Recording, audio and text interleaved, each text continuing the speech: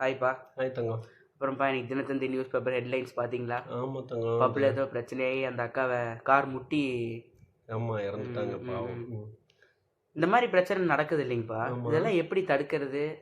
இது எப்படி தடுக்கிறதுனா, இது எந்த ஆட்சி வந்தாலும் இதெல்லாம் நடக்கத்தான் தங்கம் செய்யும். இது எந்த ஆட்சி மேலெல்லாம் குறை சொல்ல முடியாது. இது வந்து ஒரு சொசைட்டி அவேர்னஸ் வேணும்.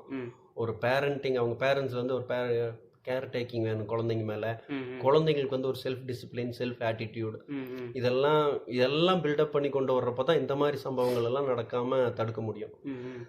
நம்ம நினைக்கிறோம் இப்போ எல்லாத்தையும் இதாக. அந்த காலத்துலலாம் என்னென்னா பேரண்ட்ஸ் வந்து குழந்தைங்களை கண்ட்ரோல் பண்ணிட்டு இருந்தாங்க. இந்த டைமில் வந்து குழந்தைங்க வந்து பேரண்ட்ஸை கண்ட்ரோல் பண்ணுற ஒரு ஷிஃப்ட், அந்த ஒரு ஜென்ரேஷன் ஷிஃப்ட் ஆயிருக்குது. ஸோ இது ரெண்டுமே தப்பு தான். பேரண்ட் வந்து ஓவர் கண்ட்ரோல் பண்ணிட்டு இருக்கிறப்போ அந்த குழந்தை வந்து தப்பு பண்ணும்.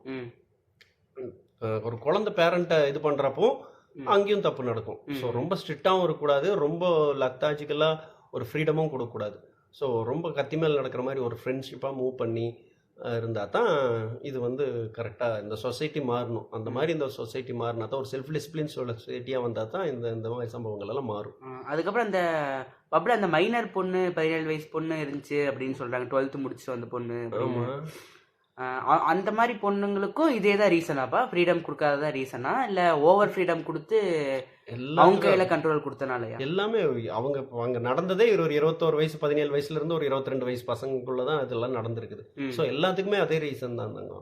உங்களுக்கு ஒரு கோல் இல்லை, ஒரு அச்சீவ்மெண்ட் இல்லை, ஒரு நல்ல ஃப்ரெண்ட்ஷிப் இல்லை, ஒரு எய்ம் இல்லை, ஒரு நல்ல கோல் செட்டிங்காக ஒரு அச்சீவ்மெண்ட் இப்போ இதில் போகிறவங்களுக்கு வந்து அதை நோக்கி போக மாட்டாங்க. ஸோ பேரண்ட்ஸ் வந்து என்ன பண்ணுவாங்கன்னா, லெதாஜிக்கலாக விட்டுருவாங்க. விட்ட பின்னாடி அவங்க இந்த மாதிரி எல்லாம் தப்பு நடந்த பின்னாடி தான் யோசிப்பாங்க. அப்படி இல்லையா, ரொம்ப ஸ்ட்ரிக்ட் பண்ணியிருப்பாங்க. ரொம்ப ஸ்ட்ரிக்ட் பண்ணி எங்கேயும் போகக்கூடாது வரக்கூடாதுன்னா போய் சொல்லிட்டு போயிருப்பாங்க. ஸோ உட்காந்து பேசணும், ஒரு கான்வர்சேஷன் இருக்கணும். குழந்தைங்கள ரொம்ப டாமினேட்டும் பண்ணக்கூடாது, நம்மளும் குழந்தைங்களோட இதுக்குள்ள ஈல்ட் ஆகிடக்கூடாது. ஸோ அந்த மாதிரி போனால் தான் இந்த சொசைட்டி இந்த மாதிரி நிகழ்ச்சிகள்லேருந்து தப்ப முடியும். அப்போது ஸ்ட்ரிக்ட் பேரண்டிங் பதிலாக ஃப்ரெண்ட்லி பேரண்டிங், ஆனால் அவங்க கண்ட்ரோலில் இருக்கிற மாதிரி பேரண்டிங் பண்ணும் அப்படின்னு சொல்கிறீங்க? ஆமாம், கண்டிப்பாக. அப்படி பண்ணால் இந்த மாதிரி தப்புகள் எல்லாம் தடுக்கிறதுக்கு வாய்ப்பு இருக்குது. கண்டிப்பாக. ஓகே. இது எந்த கட்சி வந்தாலும் ஒன்றுமே பண்ண முடியாது. இதுக்கு கட்சியை குறை சொல்கிறதோ இது பண்ணுறதோ முடியாது. இந்த குடும்பத்துக்கு ஆழ்ந்த இரங்கல் தெரிவிச்சுக்கிறோம். ஆமாம், நன்றி.